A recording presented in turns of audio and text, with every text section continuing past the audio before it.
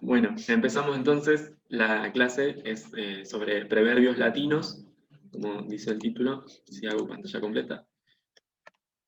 Y bueno, lo primero para poder entrar en tema es un poquito ofrecer una situación problemática para que podamos, digamos, comprender también o sentir esa necesidad de la explicación, ¿no? Primero problematizarlo para después que tenga sentido la explicación. Entonces, comparemos estas palabras. ¿Se ve, no, la pantalla? Sí. Bien, tenemos asaltar e insultar, que sabemos que son palabras españolas. Y yo te pregunto, Valen, la única alumna, ¿qué tienen de similar y qué de diferente estas palabras? Podríamos compararlas no en la forma y también en el significado. Aunque sea muy obvia la respuesta, ¿cuál sería la diferencia?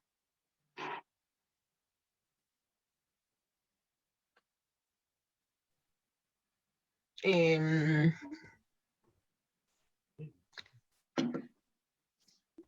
que ponerle a saltar, saltar es ya una palabra en sí y tiene la preposición que ya cambia el significado de la palabra, que ya es una palabra nueva, se me ocurre, Sí, ¿no? sí, sí, sí, sí. ¿Puedes tener algo que ver eso? Va por ahí. Ok. Eh, y insultar,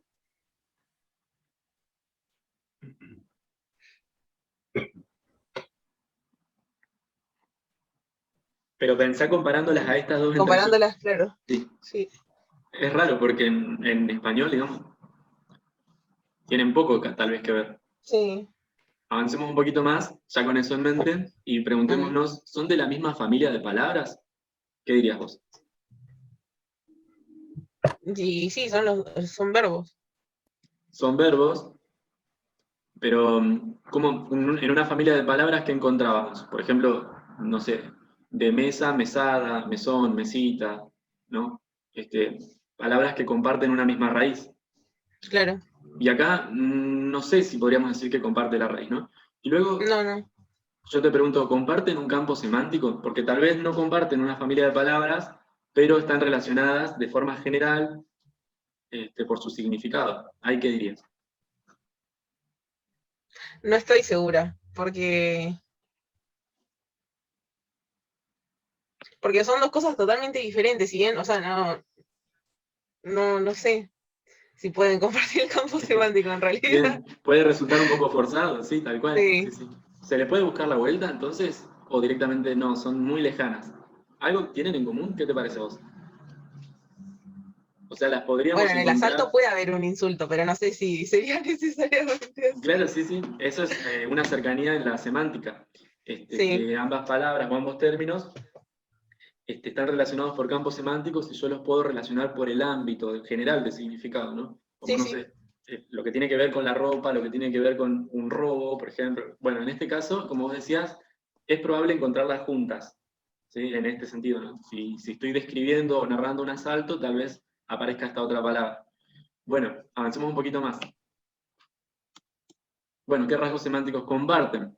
Esto ya sería un poquito más recuperando esta precisión estructuralista que nos habían dado en lingüística. ¿Te acordás cuando oponíamos los signos como copa, chop, vaso, que teníamos que buscar en qué es parecido y en qué es diferente en cuanto al significado, uno y otro signo, ¿no? Sin hacer Ujú. una tabla en este caso, sin entrar en el detalle ese de todos los rasgos semánticos que podamos precisar, este, así, así a grandes rasgos, ¿qué diríamos que tienen en común estos dos? ¿En qué se parecen estas dos acciones? Asaltar e insultar.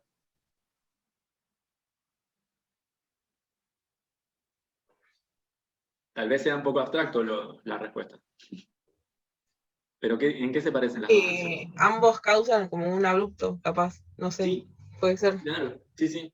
Entonces, podríamos, por ejemplo, decir esto que vos decías, un abrupto, coincidiríamos en que ambos significados implican un movimiento brusco o Sí. repentino, podríamos decir tal vez también algo inesperado o contra la expectativa.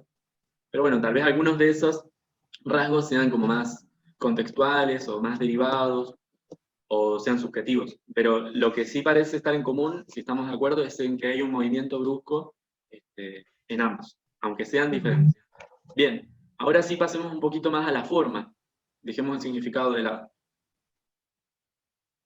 A y in, ¿serían prefijos? vos me decías que, por ejemplo, en la primera podríamos considerar a como un prefijo y luego la palabra saltar. Pero ¿qué pasa en insultar?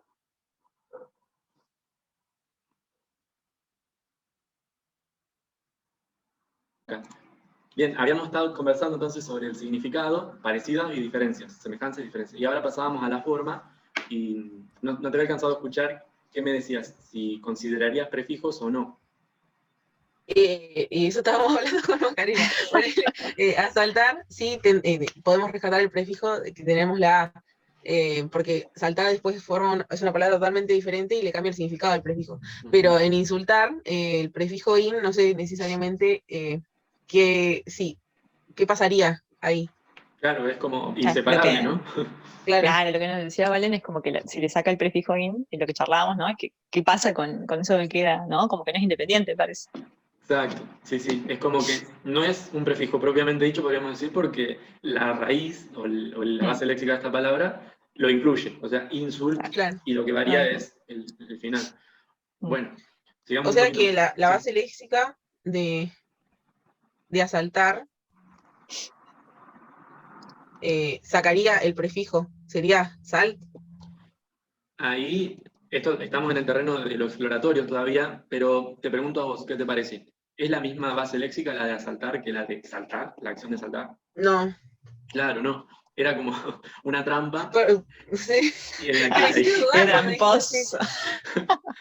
Bien, bien, bien, pero buenísimo. Vamos entonces a concluir. En las dos, lo que pasa es que no hay propiamente un prefijo, sino que eso que tiene apariencia de prefijo está integrado en la base léxica. Y bueno, Ok. de ahí va a venir el resto de la exposición y de la clase. Pensemos qué pasa con estas otras dos, resultar y exultar. Bueno, otra vez, pensemos más que nada ahora volviendo al significado, si hay alguna similitud. Antes habíamos visto esto del movimiento brusco o repentino. ¿Resultar y exultar comparten eso? No sé qué es exultar. Exultar es sentir demasiada alegría, con mucha intensidad. Dice, en algunas definiciones dice, alegría que no cabe en sí, de tan grande que es. Qué lindo. Está exultante. Habíamos escuchado por ahí así, me Eso parece, sí, ¿no? exactamente, Sí. el adjetivo. Em, no, no. Mm. Un movimiento brusco repentino en resultar, no necesariamente. Y No. en exultar no está en el significado básico. Entonces, acá aparecen otros problemas cuando queremos, problemas entre comillas, ¿no? Cuando queremos buscar unidad semántica entre palabras que se nos postula que están vinculadas etimológicamente o históricamente, pero nosotros no vemos lo que tienen en común. En la forma estaba complicado y ahora que estamos pensando en lo semántico, es como limitado el criterio. Pero podríamos pensarlo, ¿sí? Porque, por ejemplo, esto que decíamos de que hay un movimiento brusco o repentino, tal vez en la idea de resultar, ¿qué significa resultar? Si tuviéramos que definirlo, diríamos que resultar es eh, aparecer, ¿no? Llegar o, sí, Mm, figurar.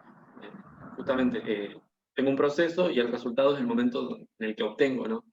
Esto. Entonces, marca, digamos, actualmente esto de resultar, esta finalización, esta finalidad de un proceso. Entonces, en ese sentido, que ya es más traslaticio, no es un sentido, ¿cómo se diría?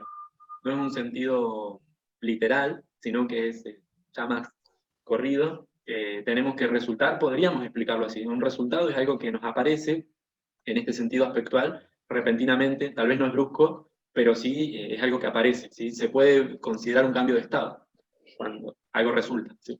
Y en exultar también tenemos esto que, si bien exultar es sentir, no es un movimiento, pero podríamos pensar que otra vez está esta noción del movimiento brusco, porque la definición misma que tenemos actualmente es la de alegría que no cabe en uno, ¿no? Te mueve al movimiento. Entonces, resumiendo, en las cuatro términos todavía se puede vislumbrar o todavía se recoge esta carga semántica que veíamos en común en los dos primeros. Bueno, ahora sí pongamos a los cuatro alineaditos para poder compararlos bien. Asaltar, decíamos, atacar repentinamente, con ímpetu y fuerza contra algo o contra alguien. insultar, ofender a alguien provocándolo e irritándolo con palabras o acciones. Luego resultar, aparecer o manifestarse una cosa. Y exultar, mostrar gran alegría, no caber en sí de gozo o satisfacción. ¿Íbamos por buen camino? Sí, íbamos por ahí. O sea que están vinculadas semánticamente si uno se esfuerza un poco en buscarle el sentido, ¿no? ¿Qué viene ahora? Creo que hice clic y no pasó nada. Ah, ahí va. Yo decía entonces, ahora volvamos a la forma. Tenemos que ir así, sí o sí, significante y significado constantemente. Propongamos algunas hipótesis que puedan explicar la forma antes de continuar, ¿sí? Partamos de la posibilidad, yo te propongo y te digo, bueno, estas 4 están emparentadas, tienen un origen común. Entonces, partiendo de que ya sabemos esto, intentemos explicar cómo es que se formaron, ¿sí? Entonces, por ejemplo, acá tenemos una hipótesis. Asaltar proviene de a más saltar. Bueno, la dejamos anotada. Insultar provendría entonces de hacer in más sultar. Espérame que había una preguntita abajo, creo. Ah, mira, dice, ¿son prefijos españoles o qué son? ¿Son las preposiciones conocidas del latín? Bueno, ahí estamos previendo ya una distinción entre prefijos españoles y preposiciones latinas. Tal vez no necesariamente sean lo mismo, pero en todo caso, lo que nosotros encontramos acá, ¿de qué tiene forma o a qué se parece? ¿A un prefijo español? ¿A una preposición latina? Esto es algo que todavía no podemos responder, entonces mantengámoslo en mente para lo que viene después. Decíamos entonces insultar, in más sultar, bueno, resultar, insultar y exultar, podría presentarnos este problema. ¿Qué hacemos? Si nosotros veíamos este patrón de que el sonido S aparecía en la base, tal vez tendríamos que dejar la X, pero si no, para mantener el X, nos quedamos sin sonido S en la base. Bueno, la segmentación trae más problemas de que soluciones. Entonces, teniendo esto presente también, lo único que estoy haciendo es generar problemas, si te diste cuenta. Problemático. Oscurecer el tema. Bueno, ahí están pintaditas en colores para que se note más la distinción. Que para colmo ahora salta más a la vista que lo común que tenía la raíz era esta vocal en U, y en un caso está la A. Bueno, abajo puse, se presentó más de un problema. Por un lado, la raíz no se conserva idéntica, y por otro lado, en algunas situaciones parece que no se puede distinguir bien el prefijo y la raíz, como en exultar. Bueno, ahí nos volvemos a preguntar lo de recién. ¿Son prefijos, son preposiciones, son elementos españoles o latinos? Bueno, seguimos. Esto estábamos discutiéndolo en el plano de la forma, pero este vínculo semántico vago, desvaído, que es medio, que puede parecer forzado, esta situación que encontrábamos parecida en los 4 significados, ¿cómo lo podríamos explicar? ¿Sí? Viste que ahí pongo a la derecha, ¿cómo puede explicarse el vínculo semántico que aún permanece en estas 4 palabras? Bueno, y la respuesta es, ahora sí, el preverbio, o los preverbios. Todo lo anterior, que es problemático, que es confuso, que genera más problemas mientras más uno entra, podría tener explicación a partir de este concepto. Entonces, los preverbios, vamos a definirlo. Algunos de los conflictos precedentes, por ejemplo, provenían de que no considerábamos relevante distinguir, o no lo estábamos haciendo en el momento, clases de palabras como prefijos, preposiciones, preverbios y adverbios. Son 4 clases diferentes. Bueno, entonces vamos a distinguirlas. Los preverbios son elementos morfológicos, o sea, morfemas, que se unen por izquierda a las palabras, específicamente a las bases léxicas verbales. Entonces, son prefijos, pero son prefijos que se unen a verbos, ¿sí? Y específicamente se les llama preverbios en el latín, porque en el latín era mucho más frecuente que en español que se generaran modificados o prefijados a... Ahora sí por los datos. Ahora sí voy. De una, confía en ellos. Sí, ahora sí. Bueno, entonces decíamos que sí es un prefijo el preverbio, pero que tiene estas características. Se une a la base léxica verbal y se suele utilizar el término preverbio cuando estamos trabajando en latín, pero también se hace, por ejemplo, en inglés y en alemán, que son lenguas que tienen preverbios, o que tuvieron también en algún estadio. Esto es porque el latín prefija sobre todo en verbos. Es menos frecuente en latín que los hablantes tomaran un nombre y lo prefijaran. Lo que hacían era prefijar verbos y después desde el verbo derivaban otras clases de palabras. Bueno, sigamos. No es una preposición, entonces, porque ya lo definimos, y además vamos a preguntarnos qué tienen que ver con los adverbios. ¿Sí? Entonces, seguimos un poco. Acá está el origen de los preverbios. Ah, y entró Octa. Hola, ¿cómo andás? Ah, ¿cómo está, doctor? Bueno, recuerdo que en 9 minutos nomás ya se corta la reunión y volvemos por el mismo enlace, así que ahí Sí, continuamos. Bien, otro de los aspectos problemáticos proviene ya no de confundir clases de palabras, sino de no tener en cuenta suficientemente la distinción entre sincronía y diacronía, o esta situación de que uno puede tomar un enfoque que es puntual en un estado de la lengua, o puede tomarlo en su eje temporal, ¿no? Y ver los cambios a lo largo del tiempo. Entonces, de no distinguir bien eso, proviene el error de considerar que tal vez la familia de palabras y la familia etimológica son comparables, y cuando nosotros recién veíamos que insultar y asaltar no comparten familia de palabras, y sin embargo son cercanas semánticamente, esto es porque sí comparten una familia etimológica que podríamos llamar. Bueno, entonces el problema lo podríamos aclarar un poco mejor si vamos a una perspectiva diacrónica de la lengua. Avanzo un toquecito. Sí. Los proverbios, podríamos decir, de una forma metafórica, son los abuelos de los prefijos. ¿Sí? Una analogía. Entonces tendríamos, por ejemplo, en este esquema, una posible situación de cómo se originaron. A la izquierda vemos el latín, que está pintadito en verde, y tiene 3 clases de palabras, que son los adverbios, las preposiciones y los preverbios. ¿Sí? Acá a la izquierda estarían los adverbios, porque la bibliografía del tema apunta a que tanto preposiciones como proverbios se originaron en esta clase de palabras. Entonces también hay una dimensión temporal. Lo que está más a la izquierda en este dibujo sería lo primero en aparecer, entre comillas, ¿no? Luego, acá. Hay solapamiento, viste que hay intersección. Hay palabras que son tanto adverbios como preposiciones, en el sentido de que pueden funcionar tanto como adverbios como preposiciones. Algunos de esos ejemplos son los que están acá. No se deben ver bien, pero después lo retomamos. Super, antes, contra, infra, intra. Sí, se ve bien, Maxi. Ah, bueno, Sí, se ve le perfecto. había aumentado la nitidez y el contraste.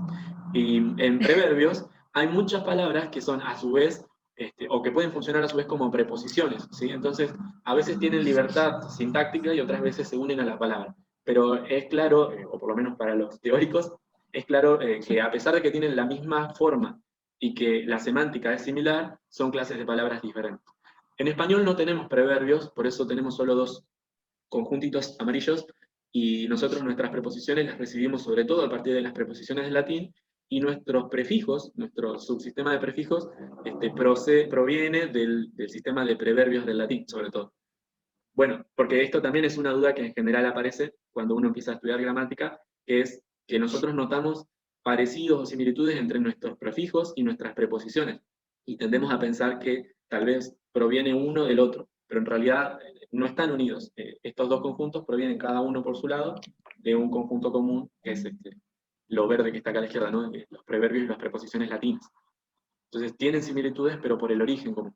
Bueno, esto es más específico para ver así un pantallazo general de cómo es, si quisiéramos entrar en detalle en la situación, no es para tomarlo ¿sí? tan seriamente. Pero acá al latín lo tenemos a la izquierda, y fíjate cómo en realidad esta idea de que los adverbios se solapan con las preposiciones y las preposiciones con los preverbios, en realidad es más compleja todavía, porque hay palabras que funcionan de las 3 maneras.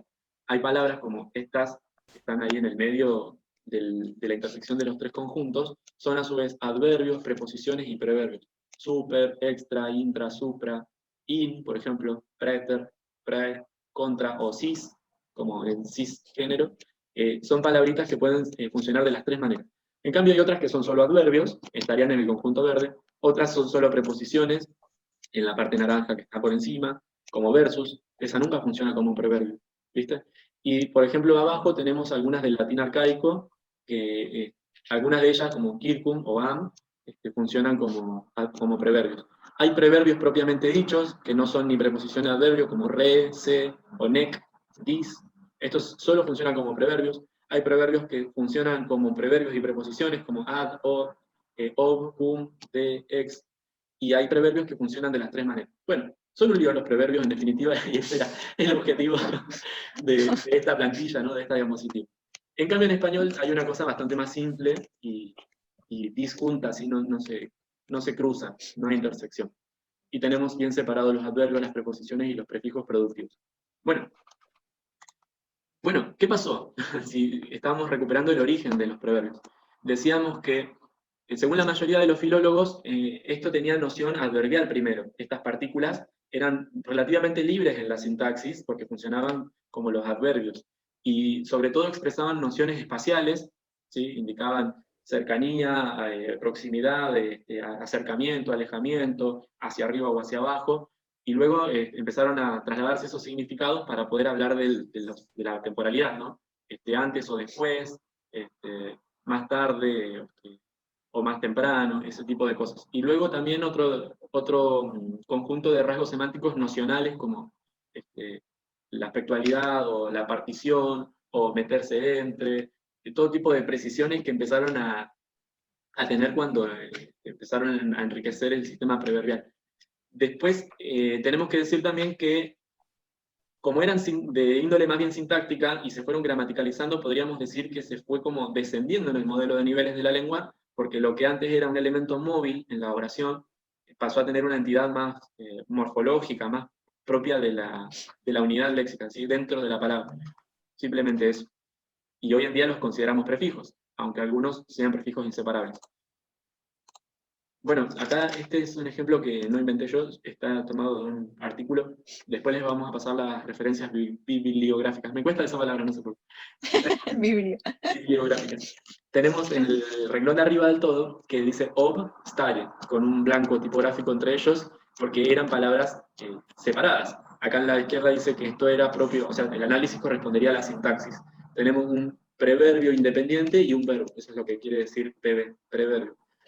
Luego, en un estadio posterior, esto correspondería a la morfología, porque ya en vez de tener un elemento que puede tener valor preverbial sintácticamente independiente, pasa a ser el miembro izquierdo de una palabra compuesta. ¿Se acuerdan que las palabras compuestas eran las que tenían dos o más lexemas o bases léxicas? Acá se considera que ob es un lexema y stare también lo es. Entonces es una palabra compuesta, o por lo menos en este estadio que ambas tenían significado léxico.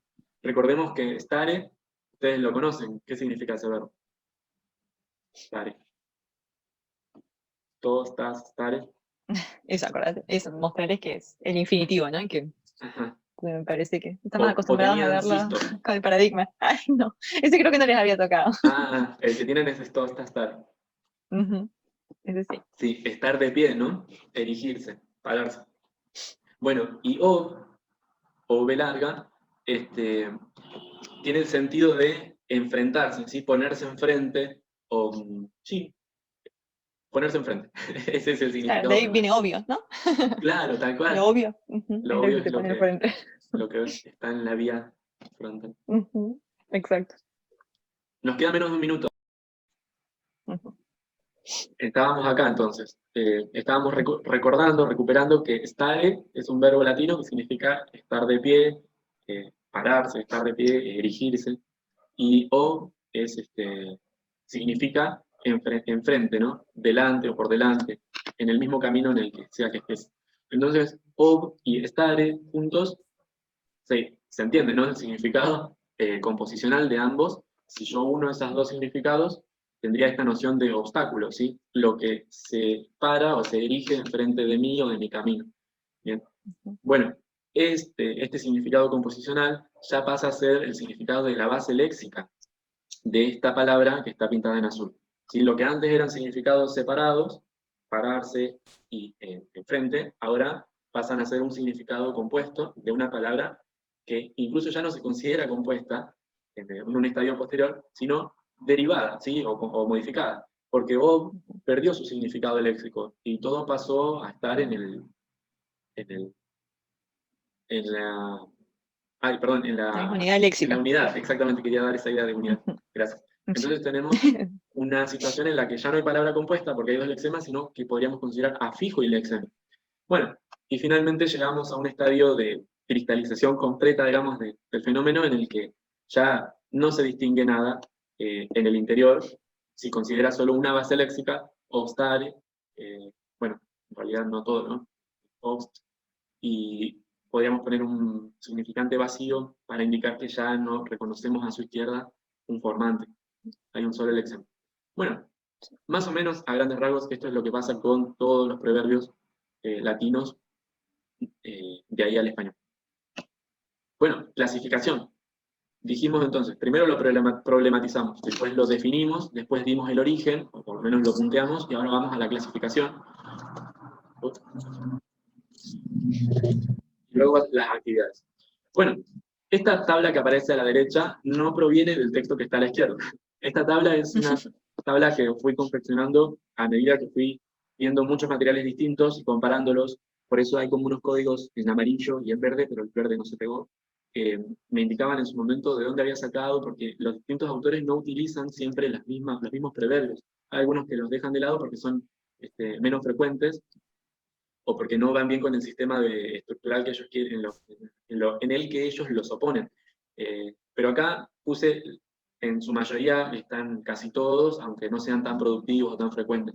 Pero lo que me interesa en realidad acá no es tanto el valor como proverbio, ni el rol temático, aunque lo podemos ver. Yo tengo una tabla simplificada de esto, que es la que vamos a usar en la actividad. Esta que estamos viendo no es la que vamos a usar en la actividad, pero sí me interesa que vean la columna que está acá, luego de donde dice forma. Las siguientes tres dicen adverbio, preposición y preverbio. Y entonces yo le puse una marquita para indicar si esa forma puede funcionar como cada una de esas clases. Y por ejemplo tenemos que ad, la del primer renglón, puede funcionar como preposición y como preverbio, pero no funciona como adverbio. ¿Sí? Después tenemos casos como circum, que ya lo habíamos mencionado, que es una forma que solo funciona como preverbio, no lo encontramos como adverbio ni preposición. ¿Qué más tenemos? Tenemos su, acá abajo, su, con sus variantes alomórficas, sus o sos, que funciona solo como preposición y preverbio, pero nunca como adverbio. Bueno, combinaciones. Siempre todas estas funcionan como preverbios porque ese era el sentido de la tabla, ¿no? Interesante también ver el rol temático, porque como decíamos que en general tenían un significado original relacionado al movimiento o a la espacialidad, muchas guardan ese rol temático, excepto Neck, que en realidad proviene de una conjunción y pasó al equipo de los proverbios. Que Maca había mencionado hace poco la palabra negocio, ¿se acuerdan? Ahí estaba este proverbio. O sea, en ese caso no estaba modificando un verbo, en realidad, sería un prefijo. Bueno, acá no entramos en detalle de lo que dice este señor, es Benjamín García Hernández, que inició la tradición de estudio de proverbios en la bibliografía en español, porque también se estudia esto en francés, en países francoparlantes, se dice. Sí. Y en España mucha gente estuvo estudiando este tema bajo la dirección de él, entonces siguen la línea estructuralista que él propuso. Bueno, él ahí explica esto de que tienen origen adverbial, tanto las preposiciones como los proverbios, y después da algunos argumentos. Al otro lado de esa misma página, lo que me interesa rescatar es lo que dice por acá, que ya había habido confusión entre las preposiciones y los proverbios ya desde la época de los antiguos. Ellos mismos, como hablantes, a veces consideraban, cuando estudiaban el tema de su propia lengua, confundían proverbios con preposiciones. Pero bueno, dice, por el contrario, es un procedimiento paralelo. No es que las preposiciones originaron a los proverbios, sino que eran sistemas paralelos que existían en conjunto, ambos derivados del sistema adverbial. Y luego, bueno, lo que ya sabemos, no todos los proverbios funcionan como preposiciones, ni todas las preposiciones como proverbios, pero en buena parte constituyen sistemas paralelos. El contenido de las que son homónimas debió de ser identificable en una etapa primitiva de la lengua, debido a que tienen un origen adverbial, pero se diversificó cada vez más en razón de su distinta distribución sintagmática. Bueno, y ahí nos dice alguna distinción general entre preverbio y preposición, es que el preverbio tiene mayor grado de abstracción que la preposición, porque esto se puede ver, por ejemplo, en casos en los que el verbo tiene régimen verbal y los hablantes sentían la necesidad de poner una preposición luego, ¿no? A pesar de que ya estaba el preverbio en el verbo, necesitaban reforzar semánticamente ese sentido, ¿no? Entonces eso serviría como argumento para mostrar que el preverbio en sí delimita el significado, pero no tan fuertemente como la preposición. Y otra cosa es que la tendencia general del latín a las lenguas romanas y finalmente al español es de incrementar el uso del sistema preposicional. Entonces, lo que era morfológico se empieza a hacer cada vez más sintáctico, por esta necesidad de reforzar estos significados. Bueno, ahora sí, modificación preverbial y lo que vamos a hacer en las actividades. Decíamos modificación porque, bueno, la bibliografía en general diferencia modificación de derivación. Supuestamente, según estos enfoques, la modificación sería la derivación que no cambia clase de palabra, o sea, cuando agregás prefijo o sufijo sin que pases de verbo a nombre o de adjetivo a verbo, que te mantengas en la misma clase de palabra. Y eso es lo que hacen los preverbios, toman un verbo y devuelven un verbo. Entonces sería más bien una modificación según estos términos, en vez de una derivación. Solo hablaríamos de derivación si hay cambio de clase de palabra. Bueno, le llamamos verbos simples a los verbos que no provienen de otros verbos, como estos, por ejemplo, y muchos de los que venimos usando en el vocabulario de la cátedra. Después de estos verbos simples se generan los preverbiados, y a su vez los verbos preverbiados, generan otras palabras por derivación, ¿no? Y muchas de las palabras que ellos generan por derivación, por ejemplo, nombres, adjetivos, adverbios, nosotros las heredamos en el español. Entonces, para poder entender esa riqueza común léxica, conviene entender, o es uno de los motivos por los que está bueno entender qué son los verbos preverbiados en latín.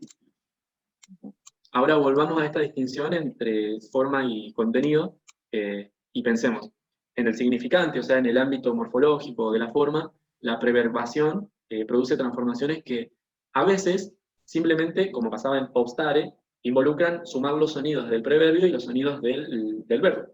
Pero en otros casos ocurre cosas difíciles, como que se eliminan sonidos, se agregan otros que no forman parte ni del preverbio ni de la base léxica verbal, en otros casos parecen fusionarse los sonidos, o hay otros cambios, hay una gran variedad de cambios fonéticos que entran en juego, pero los más frecuentes son dos, así que esos los vamos a estudiar. Pero por otro lado hay que tener en cuenta en el ámbito del contenido. ¿Qué pasa cuando yo junto los significados de un preverbio y un verbo? A veces simplemente se suman, entre comillas, ¿no?, estos rasgos semánticos, pero en otros, que son un poco más complejos, hay otros cambios, ¿sí? No solo la adición de rasgos semánticos. Bueno, parece que resuelvo un problema y planteo otro. Ahora viene esto, mira, los compuestos de sum. ¿Te acordás que nosotros habíamos estado estudiando y utilizando el verbo sum? Y esto es lo que decía Macaulay, que ya había aparecido uno de estos verbos, era presum, ¿no? Sí. Y ya sabemos que sum, el verbo sum, es S-UI, tiene este significado, ¿no? Ser, estar o existir. Bueno, también tenemos estos otros 6 verbos que están enlistados debajo, que son compuestos de sum, les llamamos así, y que se obtienen justamente por preverbación. Y fíjate cómo, si comparamos el significado básico, era ser, o estar, o existir, pero luego no obtenemos necesariamente en todos los casos un significado resultante que sea la suma de los significados que se unieron, ¿sí? Entonces vamos a mirar uno por uno, sin demorarnos tanto. Así más o menos tenemos la idea general de qué pasa con los compuestos de sum, tanto en la forma como en el contenido. Por ejemplo, si yo tomo la segunda línea que dice ad sum, ades, adese, adfui, fíjate que lo que tengo es el paradigma, ¿no? Como tenía el paradigma de sum, ahora tengo el paradigma de ad sum. Ojo que no es que el verbo es sum y esto es otra cosa, ¿no? Esto también es un verbo, tiene identidad independiente, se puede encontrar en el diccionario. Lo importante es entender que son comparables, ¿no? Porque el compuesto evidentemente proviene del otro y conserva algo de él semánticamente y también morfológicamente. Bueno, lo que conserva morfológicamente es evidente, porque acá hay transparencia, simplemente el preverbio se unió por izquierda y no hubo cambios fonéticos, ¿sí? Ad sum, ades, adese, adfui. Lo que está en negro es lo que permaneció igual. Ambos no tienen supino. Y luego el significado, ¿sí? El preverbio ad tiene esta noción de aproximarse, ¿sí? Acercarse, acercamiento. Ir hacia. Ir hacia, exactamente. Entonces, podríamos pensar que si sum o s significa estar o existir simplemente, entonces cuando le agregamos este preverbio, tenemos esta noción de que tendríamos que simplemente, tal vez, parafrasearla de forma literal, sería estar hacia o ser hacia, ¿no? Existir en esta dirección. Pero no es eso, no es ese el significado, ¿no? Ese podría ser el significado literal si consideramos las partes que se están sumando. Sin embargo, el significado que le corresponde a este verbo es asistir, estar presente, ¿sí? Bien, entonces se conserva en algo, ¿no? De esto de asistir, de estar presente, de ir a un lugar, de llevar la existencia, ¿no? Ir hacia, en este sentido. O sea que, en definitiva, ¿qué encontramos en este compuesto de Zoom? Que hay transparencia morfológica porque no hubo cambios fonéticos, pero sí hay un cambio semántico, ¿sí? Muy pequeño, porque resulta justamente de juntar estas ideas, aunque el significado no es la suma literal de estos significados, sino que es asistir, ¿no? Asistir, estar presente. Bueno, ¿qué pasa con ab? El preverbio ab se opone generalmente al preverbio ab. Si ab es acercarse, ab es alejarse. En un sentido de preposición sería desde. Así como ab era hacia, ab es desde. Entonces podríamos parafrasear este significado como ser desde o estar desde o alejarse simplemente, ¿no? Eso, sí. Que habíamos visto con ablativo, ¿no? La idea de la separación, ¿no? De la Y separación. ablación, habíamos visto eso de separar. Tal cual. Ujú. Bien, buenísimo. Entonces, esto de ser separado. Entonces, el significado que podríamos encontrar en el diccionario latino, para este verbo es distar, estar ausente, no estar, simplemente. Y bueno, de ahí luego vendría la palabra ausencia. Bueno, después tenemos desum, des, des, defui, donde también vemos transparencia morfológica, simplemente se sumaron los elementos, quiere decir faltar. Este preverbio de suele ser privativo en algunos casos y en otros indica movimientos descendentes, pero acá lo vemos como falta, ¿sí? Privación de la existencia, o sea, falta. Luego tenemos praesum, pre, que puede aparecer a veces con la A y otras veces sin la A, pero en el compuesto de sum es prae, o sea, recordá también el ditongo A con E, en una sola sílaba, quiere decir adelante, por delante, entonces praesum sería estar, yo estoy adelante, ¿sí? En un sentido ya más trasladado, todavía traslaticio, no se entiende como, o sea, no siempre como, si yo estoy al frente, sino que también se entiende, yo dirijo, yo mando, ¿sí? Ujú. En ese otro sentido también. Entonces, el significado que va a aparecer en el diccionario latino es tanto dirigir como estar delante. Y también lo vamos a encontrar con ambos sentidos en los textos, a este verbo. Praesum, praes, praese, praefui. Bueno, este es un poquito más problemático, posum, potes, pose, potui, porque la transparencia morfológica que teníamos antes ahora se perdió y tendríamos que hacer un estudio más minucioso para distinguir bien el preverbio, pero lo que pasa es que en algunos casos aparece pot y en otros casos aparece pos. ¿Sí? Esto tiene que ver con uno de los fenómenos fonéticos. Me faltó pintar ahí un post en el infinitivo. En definitiva, este verbo, compuesto de sum, significa poder. ¿Sí? Este preverbio o partícula no aparece, por ejemplo, en muchos otros casos, y por eso yo tampoco lo tengo en la tabla, pero es una partícula que seguramente es más anterior, más antigua y menos productiva, aparece menos frecuentemente. Bueno, prosum, prodes, prodese, profui. Acá, ¿qué tenemos? Acá también podemos hipotetizar que el preverbio incluía la D y que esa D terminó cayendo ante la S y ante la F, ¿no? En cambio, fíjate cómo se mantuvo ante vocal.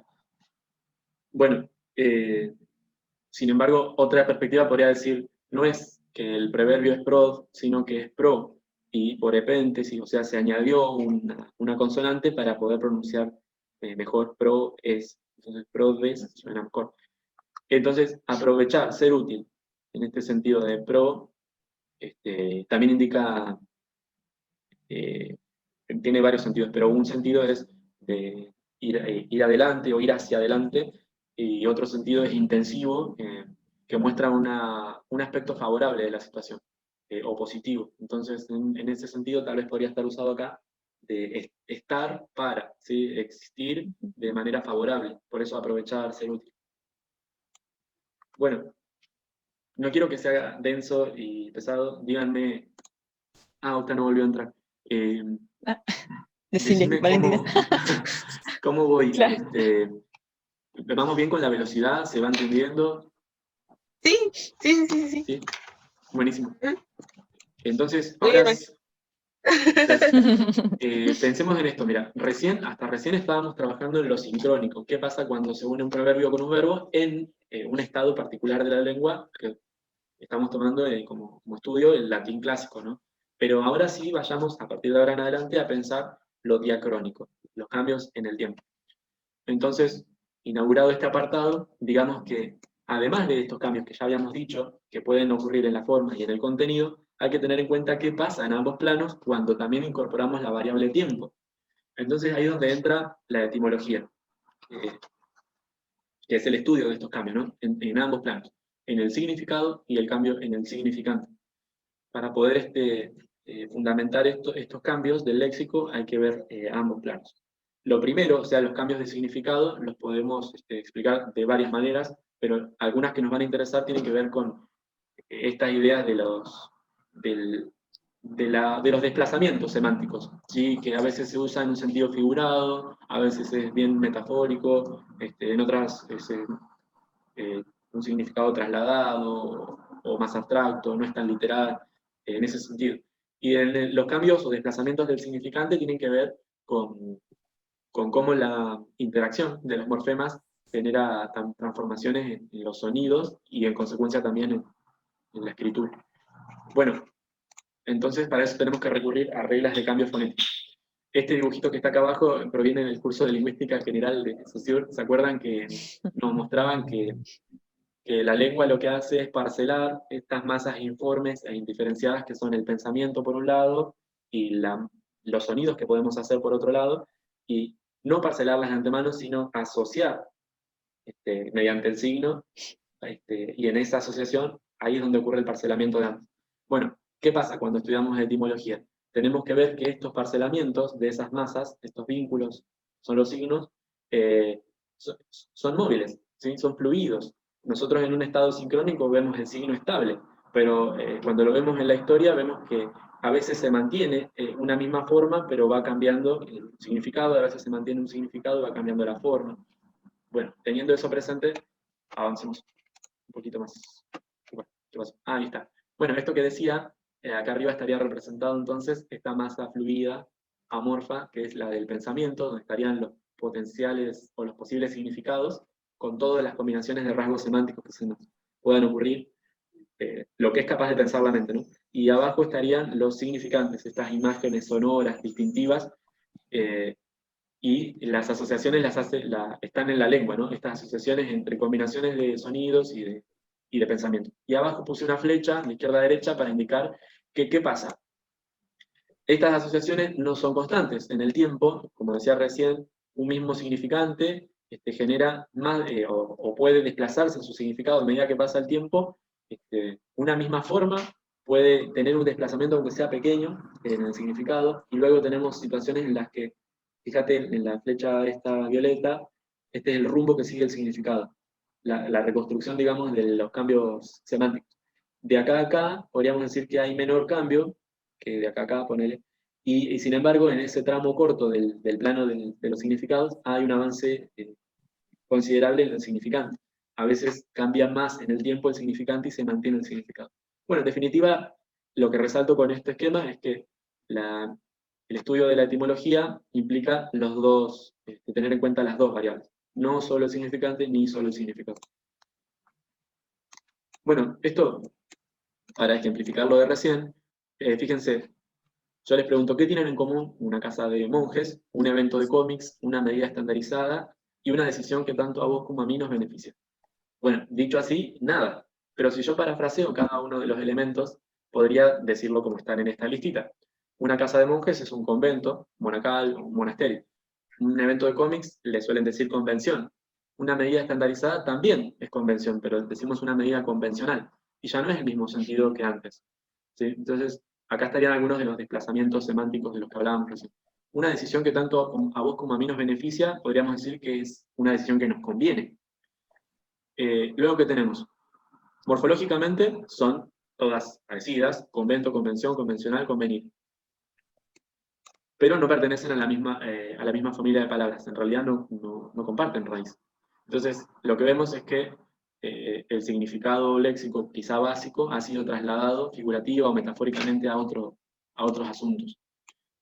Como integrantes de una misma familia etimológica, podríamos preguntarnos qué rasgos semánticos comparten. Entonces ahí yo les pregunto, ¿cuál es la idea de fondo que hay compartida en estas 4 palabras? Valen y Octa, ¿qué ven de común en estas 4 palabras? No en la forma, sino en el significado. Algo que reúne. Algo que reúne. Bien, ahí te escuché. Genial. Bien, gracias. Sí, está esta idea de reunión. Perfecto. Además, está la idea de moverse, ¿sí? En ven, de venir, está esa idea de ir hacia la unión. Y la idea de reunión, más que en la base, en ven, está en el preverbio, ¿sí? En con. Bien, entonces, estas 4 palabras, si bien se utilizan en contextos diferentes, tienen significados que no son asimilables, reúnen este rasgo semántico de reunirse, justamente. Y esto está relacionado con su origen etimológico común, convenir. Pensemos también en qué sentido nos reunimos cuando decimos que una decisión nos conviene. ¿Sí? ¿Nos conviene la decisión? Viene a unir, ¿sí? O viene a reunir. Una medida convencional, ¿en qué medida reúne? Y bueno, porque si todos usamos el metro como convención, estamos juntándonos en ese sentido, ¿no? Una convención de cómics es claro que la gente se junta, y en un convento monacal también. Por eso yo acá ponía que, especialmente en los últimos 2 casos, es que el significado se trasladó. Ya no es un movimiento físico, sino de pareceres o de actitud, de conveniencia. Bueno, hola Belén. Acá tenemos, por ejemplo, para seguir con el plano de lo semántico, y ya vamos derecho a las actividades, fíjense que el valor semántico primitivo de una palabra no desaparece sin dejar rastros de su pasado. Bueno, esto lo pongo por lo que decíamos recién. Nosotros podemos intuir qué es lo que está de fondo en esas palabras que en apariencia no están vinculadas. Estos rasgos semánticos perviven en muchas de ellas. Por más significados y acepciones que hayan producido los preverbiados, suelen mantener una unidad sémica que representa su unidad histórica o su continuidad histórica. La conciencia de este valor etimológico, de este sentido de unidad, que podemos intuir debajo de lo que aparentemente es diferente, nos ayudaría a explicar el desarrollo polisémico posterior. Entonces, un objetivo que nos ponemos es el de descubrir ese hilo de continuidad. ¿Qué es lo que tienen en común, como decíamos recién, y que subyace por debajo de estos significados en apariencia tan diferentes entre las palabras que provienen de verbos latinos preverbiados? Incluso, este es otro valor heurístico, es que podemos pensar que si no conocemos el valor de una palabra, etimológicamente hablando, el estudio del sistema preverbial nos puede ayudar a reconstruirlo, porque como es tan sistemático, repite patrones. Bueno, y para poder ilustrar esto, antes de avanzar, yo sé que ustedes no conocen el verbo premere, que es el que está acá arriba en amarillo a la derecha. Como no sabemos el significado de este verbo, podemos intentar deducirlo a partir de los significados de las palabras españolas que tenemos debajo. Entonces, fíjense que premere, cuando se preverbia con cum, hace comprimir. ¿Sí? Con de hace deprimir, con exprimir, etc. Si nosotros conocemos en español los significados de comprimir, deprimir, exprimir, imprimir, etcétera, los de la columna, ¿qué significado podríamos hipotetizar para premere? ¿Qué les parece? ¿Qué puede significar premere en latín? Algo relacionado a modificar un cuerpo. ¿Puede ser? Bien, hay un movimiento, algo que se le hace a un cuerpo. Y si podemos especificarlo un poco más, ¿cómo es ese movimiento?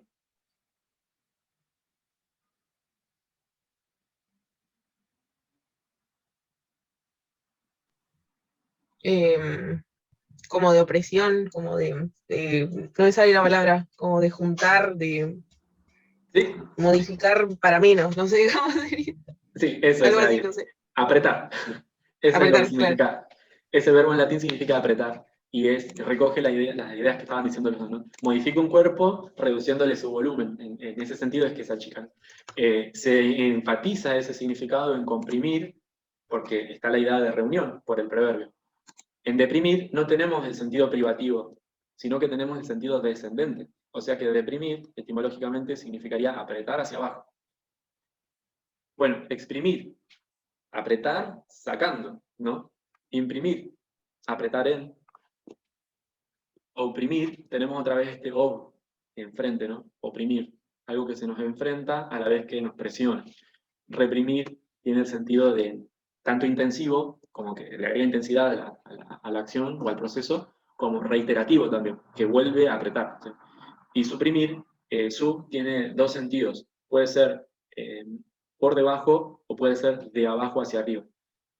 Otro sentido es secuencial, como ocurre primero una cosa, luego la otra. Pero podríamos decir que está activo el sentido de abajo, ¿sí? Apretar abajo o hacia abajo. Bueno, la actividad que vamos a hacer tiene que ver justamente con este estilo de presentación de los preverbios, de los verbos preverbiados, y las palabras a las que dieron lugar en español. Dejando un ratito de lado la semántica, volvamos a la forma, así entendemos los fenómenos fonéticos que tienen lugar. En el nivel fonético son frecuentes que cuando encontramos preverbios, y estos cristalizaron en el nivel morfológico, haya apofonía. ¿Se acuerdan que ya estuvimos hablando de la apofonía? La definición es esta. La apofonía es un cambio de cualidad de la vocal radical. Vocal radical significa vocal de la raíz, ¿sí? La vocal del lexema. ¿Y cualidad? ¿Qué quiere decir? Bueno, o sea, que no es cantidad. Entonces, la cualidad de la vocal puede ser el grado que tiene, también se le dice. A, E, I o U, ¿no? Si cambia es porque dejó de ser A y pasó a ser O, o era U y pasó a ser I. Eso sería raro, pero entre la A y la E hay mucha variación, entre la O y la U también. Contracción de diptongos es otra posibilidad. A veces le llaman monoptongación en la bibliografía.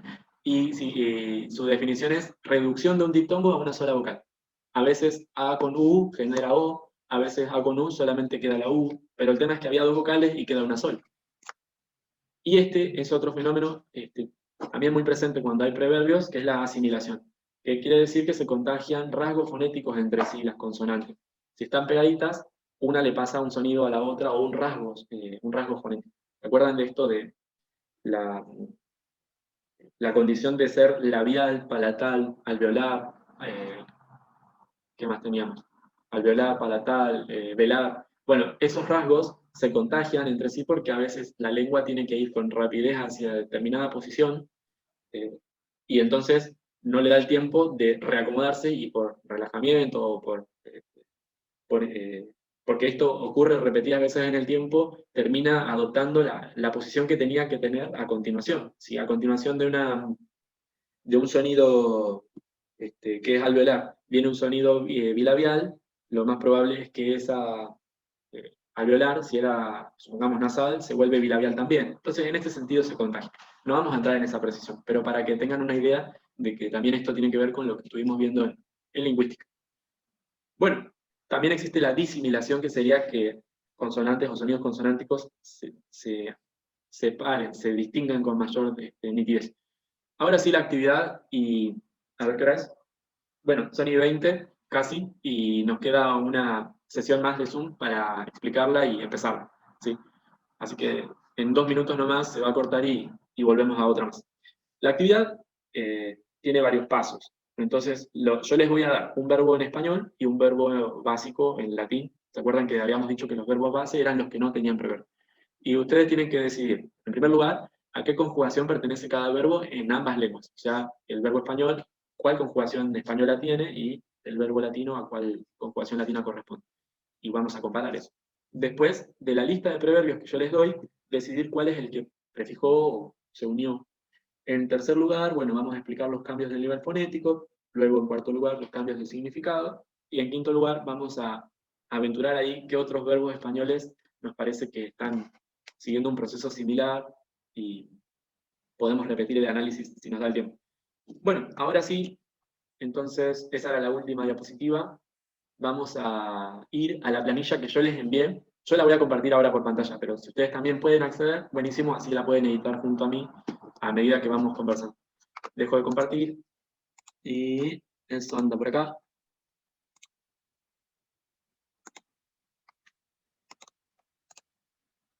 Espérenme.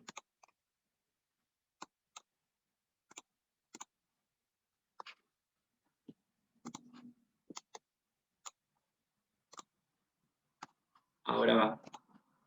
Ahí ya la tienen que poder ver. Veo 2 usuarios conectados. Bien, entonces decíamos que tenemos estas 6 palabras. Fíjense, las que yo señalo acá, a la derecha, son palabras españolas. A, B, C, D, E, F. Tenemos sostener, instituir, existir, conceder, divertir y seducir. Decíamos que vamos a decidir a qué conjugación pertenece cada uno. Entonces, el verbo sostener, ¿a qué conjugación pertenece? En español teníamos 3 conjugaciones regulares, ¿no? La primera en a, la segunda en er y la tercera en ir. ¿Este de qué conjugación es? Sostener. Segunda. Sería de segunda.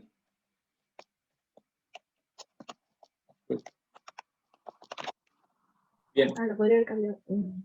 ¿Lo vas a hacer vos siempre o...? No, ya una vez que lo entiendan, fíjate que acá arriba hay más, unos signos más, y a la izquierda hay uno también. Este que está a la izquierda me interesa porque lo vamos a abrir y cerrar constantemente, porque los que están en amarillo son los verbos latinos, y yo quiero que nosotros coloquemos acá, en la fila 4, la conjugación a la que pertenece el verbo tenere, ¿sí? Y arriba la definición de tenere, y arriba si tenemos algún verbo que provenga de tener en español sin preverbio.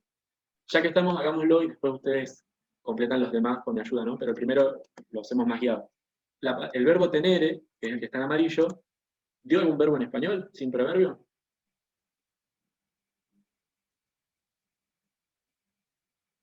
¿Qué les parece? ¿Cómo? ¿Cómo dijiste, perdón? Este verbo, tenere, del latín, ¿tiene algún correlato o algún verbo similar en español? Tenere. ¿A qué verbo se parece del español? A tener. Y a tener. Sí, a tener. Entonces, si hay un verbo en español que corresponda con este, lo colocamos acá, donde yo puse el signo. Estas 3 rayitas es un símbolo lógico que significa equivale. Tenere equivale a tener. Después tal vez para algunos no haya un equivalente en español, pero este sí lo tiene. Después tendríamos que colocar la definición del verbo tenere en latín, que yo se las doy. Porque tendríamos que usar diccionario, pero yo ya me adelanté. El verbo tenere figura como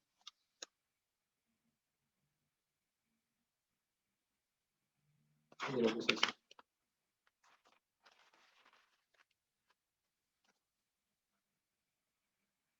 Ah, está bien.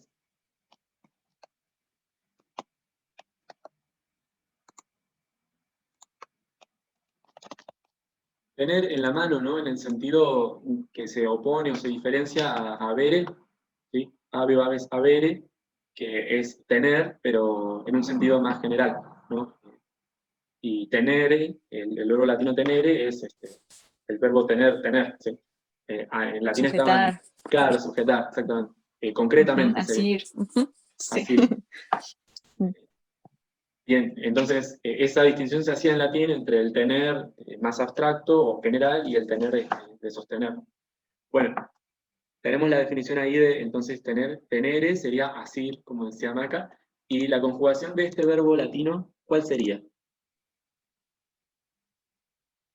¿Es de la primera, de la segunda, de la tercera?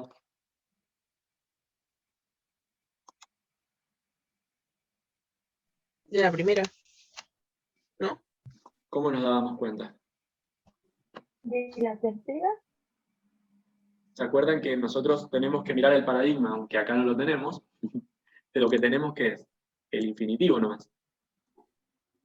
Una distinción entre, o sea, primero que nada descartemos la opción A, la opción de que sea primera conjugación. ¿Por qué la descartamos?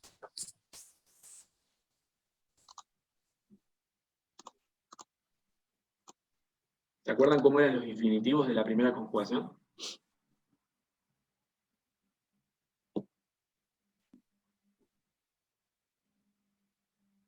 ¿El modelo cuál era? Amo, amas, amare. ¿Viste? Entonces, amare, que tiene la vocal temática, es A.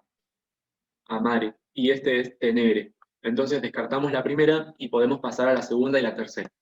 Entre la segunda y la tercera, ¿cuál diríamos que es? Para mí podría ser la tercera. Bien, hasta ahora puede Por ser en la el- segunda o la tercera. Yo decía por el... No sé, la rayita de arriba. Ah, bien. El alargamiento. Sí, Bien, yo les puse esa pista para ayudar, porque bueno, son verbos que tal vez no habían aparecido. Pero fíjense la distinción entre la marca gráfica que tiene la E en tenere y en statuvere. ¿Cuál es la de E breve? ¿La de tenere o la de statuvere? La estatura. Claro, que lo vimos con Marce, después no volvimos a usar el signo, pero bien, statuvere tiene una E breve y en cambio tenere tiene una E larga, tenere. Ok, entonces, ya teniendo esto en cuenta, ¿qué diríamos? ¿Es segunda o tercera conjugación? Si no recordarles, Maxi, los modelitos, ¿no? Por lo menos el de la segunda que dale, estaban dale. usando. Así, por comparación. Ah, perdón, yo estaba en el archivo haciendo cualquier cosa, pensé que ibas a mandar otro link. No, pero Le buenísimo. arruinaba todo. No, mejor que ya lo vayamos rayando, es decir, la idea era esta, ¿no? Trabajarlo en conjunto. Solo que estamos haciendo juntos el primero para que después ustedes estén más seguros en los otros. Yo estaba tenía- esperando que mandes el link como que mandes el link otra vez y no entendía qué estaba pasando, pero después se me ocurrió que capaz ya estaban en el mismo link del Zoom. Perdón. está. No, seguimos por ahora hasta las 7 por acá y después sí les va a quedar algo para hacer a ustedes. Teníamos monio, ¿no? Sí, es monio, monere, mono y monitum. ¿Se Ah, acuerdan, me faltó chicos? el perfecto. A recordar, a molestar, castigar. Bueno, ahí tenía un montón de nociones. Y lo poníamos al de Lego, me parece que habíamos visto ese, como uno de los dos posibles de la tercera. Lego leís legere, ¿no? Legilectum. Entonces ahí está lo El que segundo, Maxi. Eso. Sí, ven, dale. No, por el favor. segundo el segundo era moneo. Claro, monio, mones, monere, no, monere. Monitum era el modelo de segunda. Sí. Ah, porque yo estoy viendo a ver. Ah, bueno, igual está bien. Es lo A mismo. ver. Ah, ok. Sí. Yo también pensé que teníamos el demonio. Y Maxi me preguntó y pensé que había dado ese yo, está. pero puede ser el de Aveo tranquilamente, Bel, sí, es verdad. Es lo mismo. Fíjate que es muy parecido. Aveo, ave, avere, avi, viste el perfecto en U, que habíamos charlado. Ahí va. Pero sí que por ahí me estaba perdiendo de alguna punta. No, menos mal que preguntaste, yo estaba convencida que era monio. Bien, Ahora entonces sí, Maxi, te dejo. nos sirve para distinguir que si nosotros le prestamos atención, en realidad podemos ver dos diferencias, ¿no? Entre segunda y tercera. Aparece la E en ambas, que eso es común. Una diferencia es que si yo le quito tum o sum al supino, encuentro que la raíz incluye o me encuentro con una vocal, ¿sí? Que puede ser la E o la I. ¿Viste? Yo quito tum y me queda abi, de ave. En cambio, en la tercera, yo quito tum y encuentro una consonante, que es esta C, que está emparentada con la G. Bien, eso es una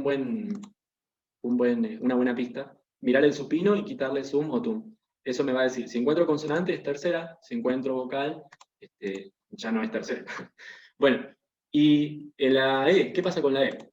La pronunciación de avere nos indica que esa E es larga, va a recibir un macrón si lo escribimos, esa raya recta indica que la E es larga, avere. Y en cambio, cuando tengo legere, es porque esa E es breve. ¿Sí? Entonces me queda esdrújula la palabra.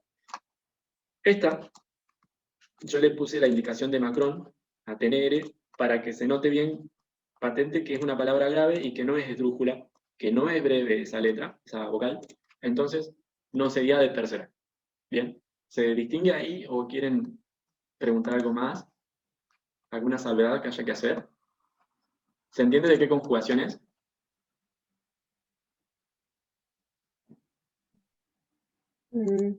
Realmente. Sí, yo igual me quedé con eso de la el larga, de la pronunciación. Me confundí un poquito. La distinción es, si yo tengo un macrón, que es la línea recta esta que pongo arriba de la E, es segunda. Todos los verbos de segunda declinación, cuando tengan E, aparece justamente así, larga. Algunos diccionarios hacen la marquita, otros no. Pero lo importante es que esa E es larga y es acentuada. Tenere, avere, monere.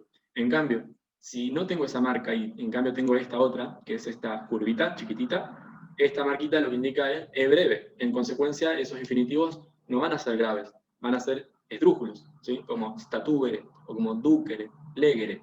Se nota la distinción, ¿no? Entre ducere y tenere. Ducere es esdrújula y tenere es grave. Bueno, pero como decíamos la otra vez, esa es una distinción que podemos hacer sonoramente, con el oído, y gráficamente no tenemos marca en general. Yo por eso les puse la marca. Mi intención es que la marca ayude, pero si no ayuda, la podemos sacar. En definitiva, conclusión, como tenere tiene un macrón, es de la segunda declinación, de la segunda conjugación, quise decir. No es de la tercera, porque si no, se pronunciaría tenere, pero acá nos están indicando que tenemos que pronunciar tenere. Ahora sí, un poquito. Hay que mirar solamente Sí, ahora sí. la Ahora sí, rayita. ahora sí. Si es Sí, plana, es segunda, si es curva, es tercera. No hay más ciencia por ahora porque estamos solo con este paradigma. Bueno, pongamos entonces conjugación segunda. Listo, esto lo cierro un ratito y volvamos a las actividades. Ya tenemos las conjugaciones. Tenemos que en el punto 2 decidir de la lista de preverbios cuál es el que prefijó. Y, uy, espérate que me hago para atrás. ¿Vieron que abajo hay unas pestañas? ¿Entraron acá? Momento 1, momento 2 y preverbios. En la de preverbios está la lista simplificada, que es la que usamos para la actividad. Tenemos 17 preverbios con los valores semánticos que adquieren. De y dis son preverbios diferentes, pero yo los junté para poder simplificar la representación. Hay muchos que no puse. Ahora, piensen que nosotros tenemos la palabra latina tenere y en español tenemos la palabra sostener. ¿Cuál es el preverbio que se utilizó para conseguir este otro verbo? De los 17 que están en esta tabla, ¿ustedes qué dirían? ¿Se juntó tenere con ad? No. Y podría ir mirando uno por uno, pero si tengo la intuición, voy derecho al que me parece. A ver si puedo verlos. Se ven muy chiquititos. Tenía ad, cum, de, dis, ex, in, inter, intro, op, per, pre, pro, re, se, sub, super y trans. De esos 17, ¿cuál les parece que es el que prefijó?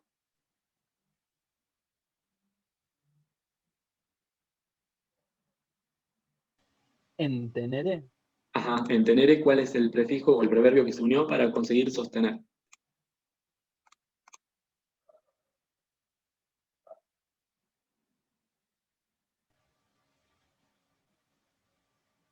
sub, Octavio dice sub. ¿Qué les parece, chicas? Podríamos ir por el lado de los que tienen S, ¿no? En su inicio. C, sub y super. sí, ¿Están de igual no acuerdo? sé, porque la B no sé por qué se transformaría no, Bien, nos estamos enfrentando en un caso real con estos problemas que ya anticipábamos en la presentación. Hay cambios morfológicos. No es tan transparente la unión entre el preverbio y la base verbal. Bien, entonces necesito saber si a ustedes les parece también, Belén y Valen, que sub podría ser el preverbio. Sub, o C, o super. Súper, puede ser. Bueno, no, hay más posibilidades que sea el C. Mm, No se decía por la idea de sostener hacia arriba. claro, bien. por eso sí Pensando puede ser. en lo Más semántico. súper. Entonces Sí. tenemos las tres Sí, claro, no sé posibilidades. si está bien. Si lo sumamos literalmente en la forma, sería, el primero sería setener, al español, ¿no? Subtener, y el otro supertener. De estos, el más probable que derive en sostener, ¿cuál sería? De supertener tenemos una sílaba de más, aunque semánticamente nos ayuda por esta idea de arriba, ¿no? Pero yo les digo, por ahora, dejémoslo en suspenso. Y entre estos dos, cuál es el que tiene una vocal que se puede transformar fácilmente en O? ¿O que es frecuente que esté asociada esta vocal a la O? Creo que en la clase de... La U. Sí, la U, perdón, es mucho más cercana en el sistema de vocales a la O que la E. Entonces, de estas dos hipótesis nos podríamos quedar con la de la U. Las vocales que se abren, le llamamos. Creo que también estaba en la clase de fonología de la...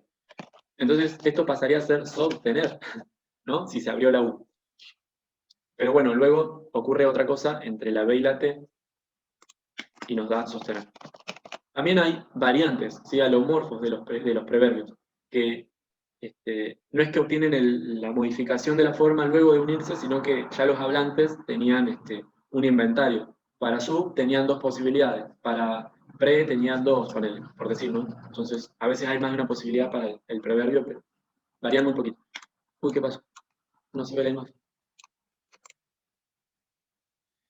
Bueno, ya que sabemos que es sub, vamos a colocar eso en la planilla que dice momento 1, donde esté sub. Donde está la combinación de sub y tenere, podemos poner sostener. Perdí las consignas, voy a buscarlas. Claro que haya pasado eso con la imagen. ¿Sí? Porque ya estaba ahí. O sea, es como que no cargó directamente después. Tal vez estaba tardando en cargar, pero si a todos nos pasó lo mismo, no. Bien, tenemos el punto 1 hecho. Tenemos el punto 2 hecho. Vamos al punto 3. Lo estábamos conversando recién. El punto 3, entonces, era este de los cambios fonéticos. Fíjate que entonces el más de arriba yo lo puedo tocar y entonces me despliega dos columnas que estaban ocultas y que corresponden a tenere, fonética y semántica. Entonces, ¿cuáles son los cambios fonéticos? Si yo solamente sumaba sub y tenere, podría haber escrito esto, ¿no? Sub, tenere. Ahora le hago una flechita para indicar que hubo un primer cambio. Este primer cambio sería el de sostenere. ¿Sí? Este contacto de la B con la T que la transforma en una S. Luego tenemos la apertura de la U, sostenere. Ojo, no estoy hablando con autoridad terminante, estamos trabajando en el terreno de las hipótesis. Entonces, siéntanse en la libertad de también ustedes, cuando les corresponda, plantear caminos, porque estamos explorando posibilidades de transformación fonética. ¿Qué nos parece que más lógico, más intuitivo en estos cambios? No es que yo les esté dando reglas específicas para transformar. Sí conocemos dos o tres. Una es la apofonía, otra es la asimilación. Bueno, y de sostener, nos queda la última, que es general, esta pasa siempre, se pierde la vocal esa final del infinitivo. Bien, lo tenemos ahí, lo voy a poner así. Y fíjense entonces, la transformación fonética fue subtenere, sustenere, sostenere y sostener. Ahora conversemos sobre la transformación semántica. Si nosotros simplemente sumamos los rasgos semánticos de tenere y los de sub, ¿qué tendríamos? Sub significa, según nuestra tablita, debajo de abajo a arriba o a continuación. De estos tres significados, ¿cuál es el que nos conviene más tomar? ¿Tener debajo de o tener desde abajo hacia arriba? De abajo De hacia abajo arriba. hacia arriba. Claro, y lo podríamos parafrasear como tener por debajo o tener de abajo hacia arriba. Digamos, este proverbio, ¿qué hizo? Enfatizó el significado básico de la palabra tener, que era la de asir. Yo podía sostener, ahora sostener justamente es desde abajo, ¿sí? Eso es específicamente, delimitó el significado original del verbo, de esa base léxica, a uno más específico. Hoy en día sostener, eso tenemos que también conversarlo, ¿significa necesariamente sostener o tener desde abajo hacia arriba? No, como decía Belén más temprano, uno puede sostener o tener desde arriba, ¿no? No necesariamente desde abajo o por debajo. Entonces, este es el significado etimológico, el que nosotros escribimos acá, pero después los usos que le damos son más generales a veces, o son diferentes. Bueno, entonces la actividad va de esto, tengo que seguir los pasos. Digo la conjugación y la comparo. Fíjate que en español era segunda conjugación, en latín era segunda conjugación. A veces no va a pasar. De la lista de proverbios me fijo cuál es el que yo intuyo que puede haber sido el que prefijó.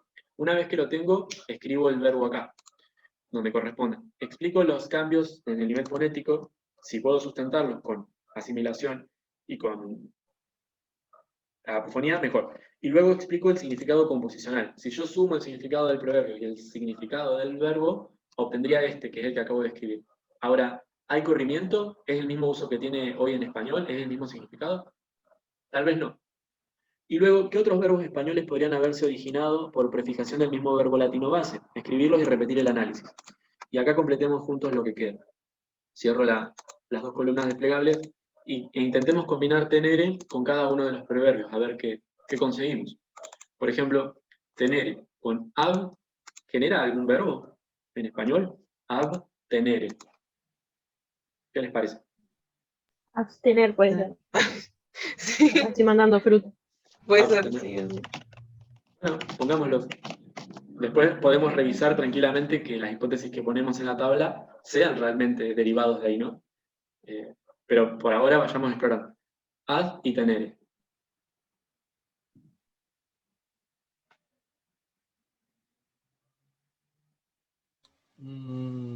No. Así, literal, fijo, digamos, sin cambio sería abstener. Pero no tenemos un verbo atener. Atener. Ah, Sí. Y bueno, ese proviene de ahí. Ad y tener. ¿Qué pasa con cum? Si atenés a las consecuencias, ¿no? Claro, atenerse. Entonces ahí ya vamos viendo algunas variantes, ¿no? Alomórficas de los proverbios. A veces aparece ad con S, a veces ad pierde la D. Ya cuando tengamos que explicar los cambios, ahí vamos a entrar en detalle, pero por ahora vamos simplemente hipotetizando. Cum y tenere contener. sería cum tener, se Sí. abre la U y la M pasó a ser N. Justo como era la T, que la T es dental, la N es alveolar. Bueno, en todo caso dejó de ser bilabial como era la M. Después tenemos de o dis. Detener. De tener seguro. Después tenemos ex. Distener no entiende. No, no existen. No. No, y de Ah, distenderse otra palabra. es de otro verbo. El verbo latino tendere. Mm, Distensión y distender no. Bueno, ex. No, no hay. no. Ahí está otra vez el tender, extender, sí, para cambiar. Extender, claro, sí. Está buenísimo Bueno, porque empieza a disparar relaciones y dan ganas de generar nuevas columnas y, y completarlo todo. Pero no se agota en realidad, siempre hay más. Bueno, intener tampoco, ¿no? Voy a pintarlo también. Intertener,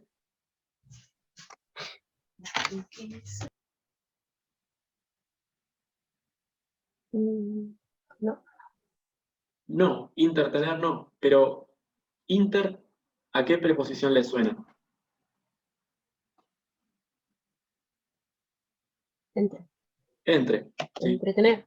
Claro, recuerden que esta es una imprecisión, ¿no? No es que es una preposición, pero para que pudieran llegar a la palabra. Entretener. Introtener no tenemos. ¿Qué pasa con o? Obtener. Bien, ese es limpito. Obtener. Pertener no tenemos. Pretener tampoco. Protener. Retener. Retener, ¿no? Casi paso de largo. Sí. ¿Y después qué tenemos? Setener ya habíamos visto que no, y supertener tampoco. Transtener, no. A ver cuántos preverbiados generó. 8. Mira, ahí abajo está configurado para que me los cuente. En las otras columnas dice 0 porque todavía no escribimos nada. Ahí me contó uno. Entonces tenemos 8 preverbiados de tener. Si quisiéramos entrar en detalle, para continuar tendríamos que explicar los cambios fonéticos de cada uno y los cambios semánticos de cada uno, pero no vamos a hacer eso. Me interesa que nos enfoquemos ahora, esto lo dejamos en pausa, y vamos a el segundo verbo, ¿sí? El instituir. Repetimos entonces ahora los pasos que estaban en la consigna, están acá abajo. Primero que nada, digo la conjugación, instituir. ¿A qué conjugación española pertenece? Tercera. A tercera. Bien, y vamos al verbo que yo les puse ahí, que le corresponde en latín, que sería statuvere. ¿Sí? Ojo que no es statuere. El acento no va a ir en la E, sino en la U, en sílabas diferentes. Que hay hiato ahí. Statuere. Statuere. Ok, y si tiene ese signo de vocal breve, ¿a qué conjugación pertenece statuere? La tercera. A la tercera. Genial. Bueno, fíjense que acá coinciden nuevamente. Lo que era tercera conjugación latina es tercera conjugación española. No siempre, pero acá pasó. ¿Tenemos algún verbo statuere en español? Así parecido. No, ¿no? así suelto, sin preverbio, ese verbo no está en español. Tendría que poner un vacío, pero no tengo el simbolito acá a mano. No tenemos, o simplemente un guión. La definición de statuere es establecer.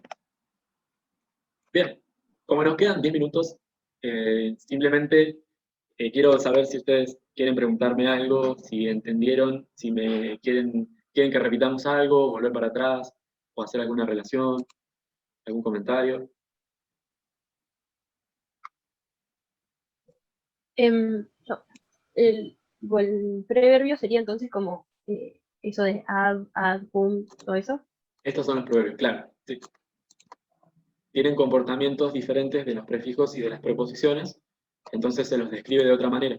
Y es una clase de palabras del latín, o por lo menos un conjunto de elementos morfológicos del latín, que en español no reconocemos como prefijos porque son en su mayoría inseparables de la raíz y generan en la diacronía campos, familias de palabras diferentes.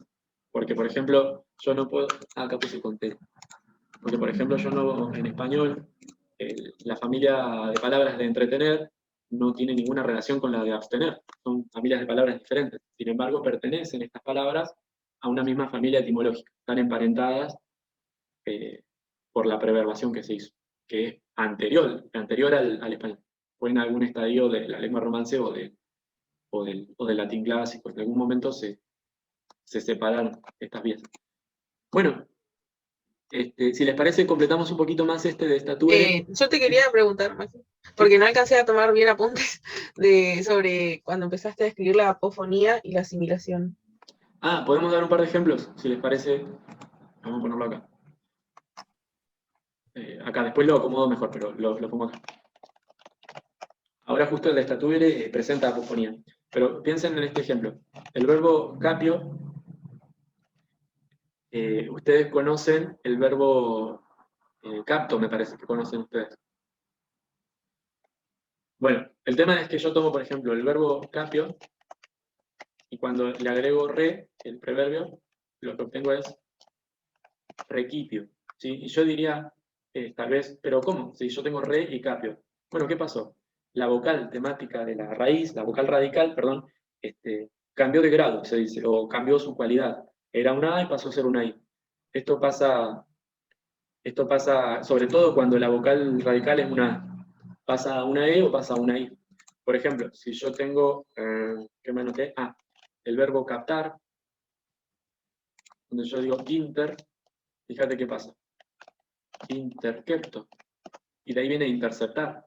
¿Recuerdan que captar era capturar? Que tenían los ejemplos de capturar el águila, capturar esto de capturar, ¿no? Y sin embargo, cuando recibe el preverbio inter, pasó a ser una E, esa vocal radical.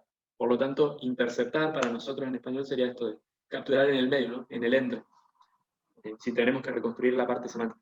Bueno, apofonía es cambio de vocal radical cuando recibe preverbio o por otro motivo. Pero en general, muchas veces cuando se recibe preverbio, la vocal radical cambia.